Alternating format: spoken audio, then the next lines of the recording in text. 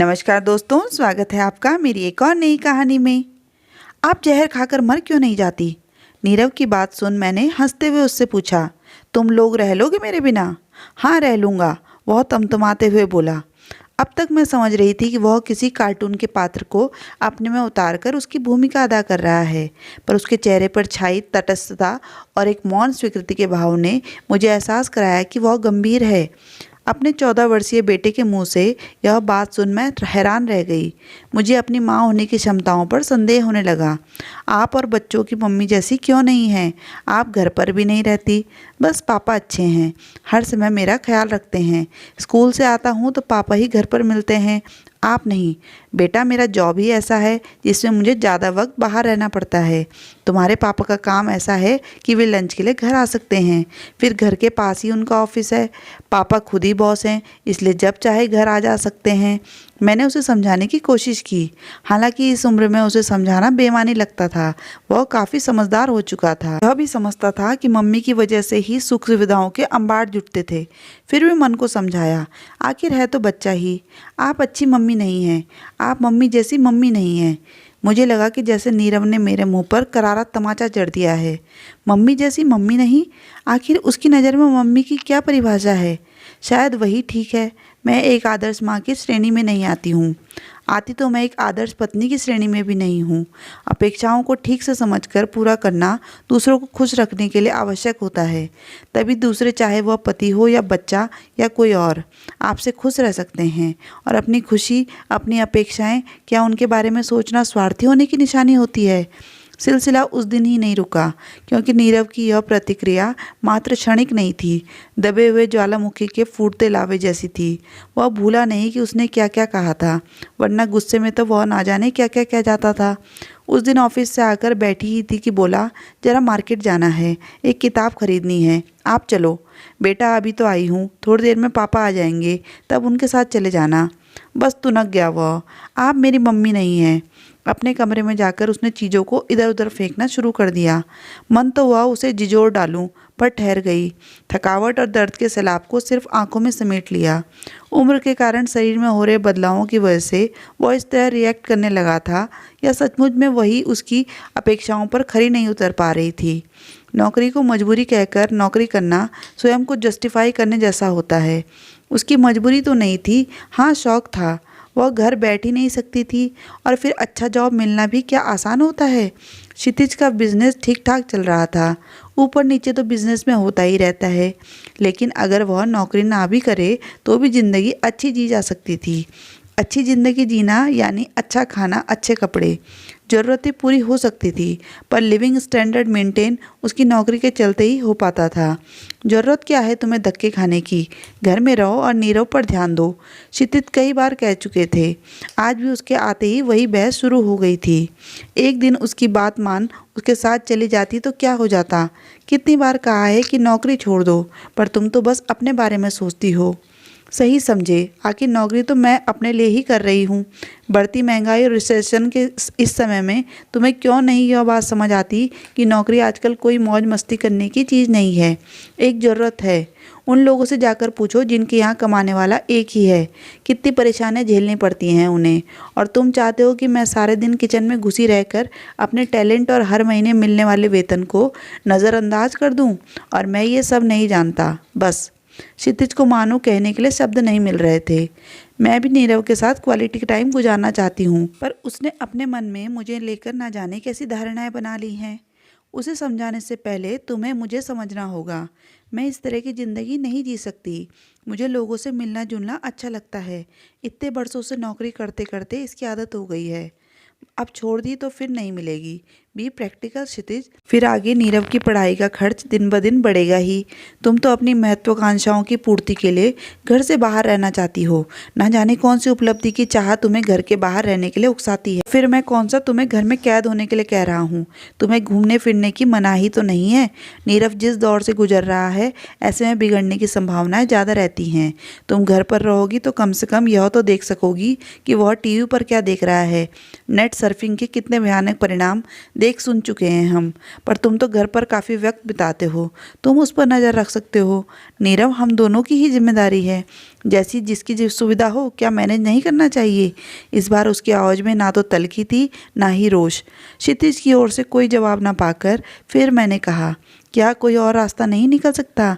मैं अपनी तरफ से किसी भी तरह की कोशिश करने में कोताही नहीं करना चाहती थी। जब रास्ता साफ दिख रहा है तो बेवजह दिमाग खराब करने से क्या फ़ायदा? क्षितिज ने चिढ़कर कहा, यानी हर स्तर पर समझौता मुझे ही करना होगा? तुम औरत हो और एक औरत को ही समझौता करना होता है। वैसे भी एक माँ होने का दायित्व तो तुम्हें ही निभाना होगा। अपनी हद में रहना सीखो। क्षितिज की बात सुन मेरा मन जल उठा। मैं घायल शेरनी की तरह वार करने को तैयार हो गई। अच्छा, आज यह भी बता दो कि मेरी हद क्या है? हद से मेरा मतलब है कि घर संभालो, नीरव को संभालो, खाओ पियो, मौज करो।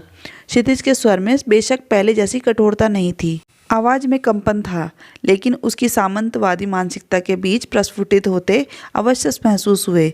एक सभ्य समाज का प्रतिनिधित्व करने वाला पुरुष लाख शिक्षित हो, पर बचपन में उसके अंदर औरत को दबाकर रखने के रोपे गए बीजों को झाड़ झकाड़ बनने से कोई नहीं रोक सकता। क्षितिज की बात सुन मैं हैरान रह गई। क्षितिज जैसे पढ़े लिखे इंसान की मानसिकता ऐसी हो सकती है? क्या पत्नी से उसकी अपेक्षाएं बस इतनी ही है? मेरी इच्छाओं का मान रखना, मेरे व्यक्तित्व को तराशने तक का ख्याल नहीं आता उसे। मैं कब अपने माँ होने की जिम्मेदारियों से पीछे हटना चाहती हूँ, पर क्षितिज का साथ भी तो नीरव को सही सोच देने के लिए जरूरी है। अपने आंसुओं को पीते हुए इस बार बिना कोई जवाब दिए मैं अंदर अपने कमरे में चली गई। समझाया तो उसे जाता है जो समझने को तैयार हो, जिसकी मन की खिड़कियां खुली हो। क्या नीरव की चिंता उसे नहीं है? वह तो बस उसे थोड़ा सा सहयोग चाहती है। नीरव उन दोनों को लड़ते देख अपने कमरे में चला गया था। उसे खुद पर भी ग्लानि हो रही थी। वह इतना छोटा तो नहीं कि खुद मार्केट ना जा सके। अब वह 9वीं में है, हर काम खुद कर सकता है।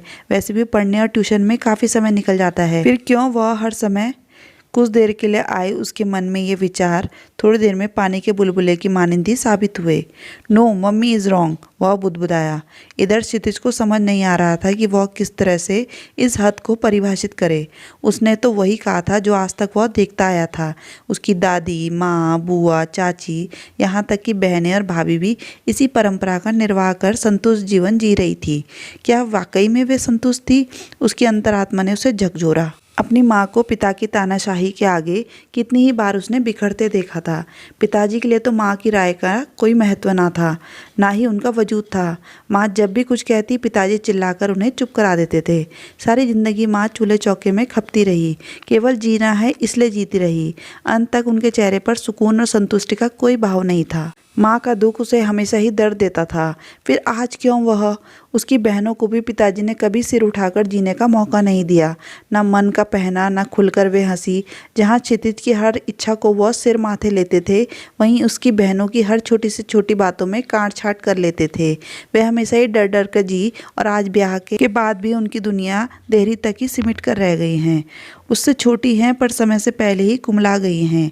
एक वीरानी सी छाई रहती है उनके चेहरे पर। खुशी की कोई किरण तक उन तक पहुंचती होगी ऐसा लगता नहीं। पापा, बुक लेने चलेंगे? इस पास वाली मार्केट में नहीं, आगे वाली में मिलेगी, वरना मैं खुद ले आता। भंग की। हाँ, क्यों नहीं? क्षितिज ने उसका कंधा थपथपाया। यू आर ग्रेट पापा, लेकिन मम्मी तो बस, उनके पास मेरे लिए समय ही नहीं है। मैं उन्हें बिल्कुल पसंद नहीं करता। नीरव की बातें मेरे कान में पिघले हुए शीशे की भांति घुल रही थी। एक बच्चा अपनी माँ के बारे में ऐसा सोचे, इससे ज़्यादा आहत करने वाली बात और क्या हो सकती है? मेरा बेटा मुझसे दूर हो जाए, इससे तो बेहतर है कि मैं नौकरी छोड़ दूं। तभी शायद मैं उसकी उम्मीदों की माँ बन सकूं। नीरव शायद अपनी बातों में बहता ही जा रहा था। मन की सारी भड़ास वह आज ही निकाल लेना चाहता था। क्षितिज ने उसे कभी रोका भी तो नहीं, बल्कि उसके सामने मुझ में ही गलतियाँ निकालते रहते हैं। पर आशा के विपरीत क्षितिज की आवाज़ गूंजी, चुप रहो। अपनी माँ के बारे में इस तरह बात करते तुम्हें शर्म नहीं आती? उनकी रिस्पेक्ट करना सीखो। वे तुम्हारी खुशियों और इच्छाओं को पूरा करने के लिए दिन रात मेहनत करती है। उनको जितना भी समय मिलता है वो तुम्हारे साथ बिताती है, और तुम हो कि वह दुनिया की सबसे अच्छी माँ ही नहीं, पत्नी भी है। मेरी आंखों में नमी तैर गई। मैंने क्षितिज की ओर देखा। उसकी आंखों में आज पहली बार वह भाव दिखा जो जता रहा था कि वह मेरी भावनाओं की कद्र करता है। उसने मेरे हाथ को अपने हाथ में लिया तो मुझे आश्वस्ति का एहसास हुआ। अपनों का विश्वास ही तो कठिन से कठिन परिस्थितियों से उबारने में मदद करता है।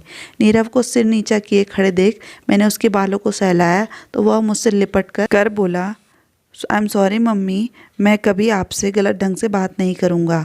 I love you mummy. उस पल मुझे लगा कि गुत्थियों के जंगल से निकल मैं एक शिखर पर आ खड़ी हुई हूँ, जहाँ सम्मान के साथ मुझे एक अच्छी पत्नी व आदर्श माँ होने का दर्जा दिया जा रहा है। दोस्तों, आज की कहानी के बारे में आपके क्या विचार हैं, हमें कमेंट में ज़रूर बताइएगा। कहानी पूरी सुनने के लिए धन्यवाद।